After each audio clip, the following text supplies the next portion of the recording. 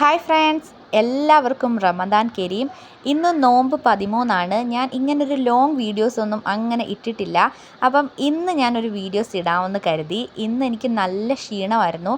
അങ്ങനെ നോമ്പ് തുറക്കാനുള്ള വിഭവങ്ങളൊന്നും ഞാൻ അങ്ങനെ ഉണ്ടാക്കിയിട്ടില്ല. ഇന്ന് നോമ്പ് തുറന്നതിന് ശേഷമാണ് അടുക്കളയിൽ കയറിയത്. ഇന്ന് ഇടിയപ്പം മുട്ടക്കറി ഉണ്ടാക്കാനാണ് പ്ലാൻ ചെയ്തിരിക്കുന്നത്. അങ്ങനെ ഉള്ളിയെല്ലാം അരിഞ്ഞ് വാട്ടുവാണ്. എന്നെ സഹായിക്കാൻ അതും കൂടുണ്ട്. അങ്ങനെ ഇടിയപ്പം പീച്ചാനായിട്ട് വെള്ളവും വെച്ചിട്ടുണ്ട്.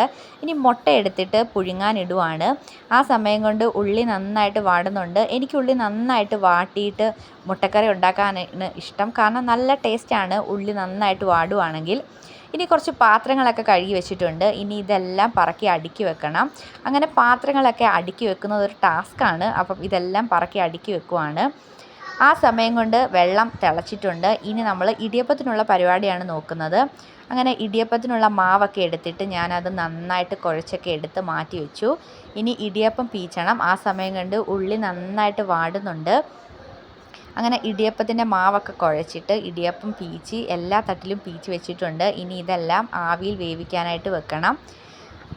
അങ്ങനെ ഇടിയപ്പം എല്ലാം ഞാൻ പീച്ചി ആവിത്തട്ടിയിൽ വെച്ചിട്ടുണ്ട്. ഇനി ഉള്ളി നന്നായിട്ട് വാടിയിട്ടുണ്ട്. ഇനി ഇതിലേക്ക് പൊടികളൊക്കെ ഇടണം. ഞാൻ മുളക് പൊടിയും മല്ലിപ്പൊടിയും ചിക്കൻ മസാലയും കുറച്ച് ഗരം മസാലയും കൂടെ ഇട്ടിട്ടാണ് മുട്ടക്കറി ഉണ്ടാക്കുന്നത്. അങ്ങനെ പൊടിയെല്ലാം കൂടി ഇട്ട് നന്നായിട്ട് മൂപ്പിച്ച് വെള്ളമൊക്കെ ഒഴിച്ചിട്ട് മുട്ടക്കറി അങ്ങനെ റെഡിയാക്കിയിട്ടുണ്ട്. ഇനി മുട്ട പുഴുങ്ങിയതൂടെ ഇട്ട് കഴിഞ്ഞാൽ നമ്മുടെ മുട്ടക്കറി റെഡിയാണ്. അങ്ങനെ മുട്ടക്കറിയും നമ്മുടെ ഇടിയപ്പവും റെഡിയായിട്ടുണ്ട്. ഇനി ഇതെല്ലാം നമ്മൾ സർവ് ചെയ്യുന്ന പാത്രത്തിലേക്ക് മാറ്റണം. അങ്ങനെ ഇടിയപ്പം ഞാൻ കാസ്ട്രോളിൽ വെച്ചിട്ടുണ്ട്. മുട്ട പുഴുങ്ങിയിട്ട് മുട്ടയും മുട്ടക്കറിയിൽ ഇട്ടിട്ടുണ്ട്. അങ്ങനെ ഇടിയപ്പവും മുട്ടക്കറിയും റെഡി ആയിട്ടുണ്ട്.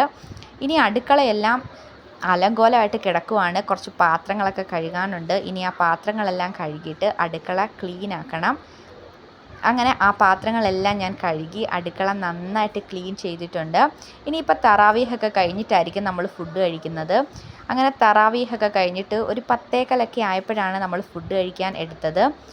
അങ്ങനെ 10:15 ആയപ്പം ആദവും തറാവീഹൊക്കെ കഴിഞ്ഞിട്ട് വന്നു. അങ്ങനെ ഞങ്ങൾ ഫുഡ് കഴിക്കാൻ ഇരിക്കുവാണ്.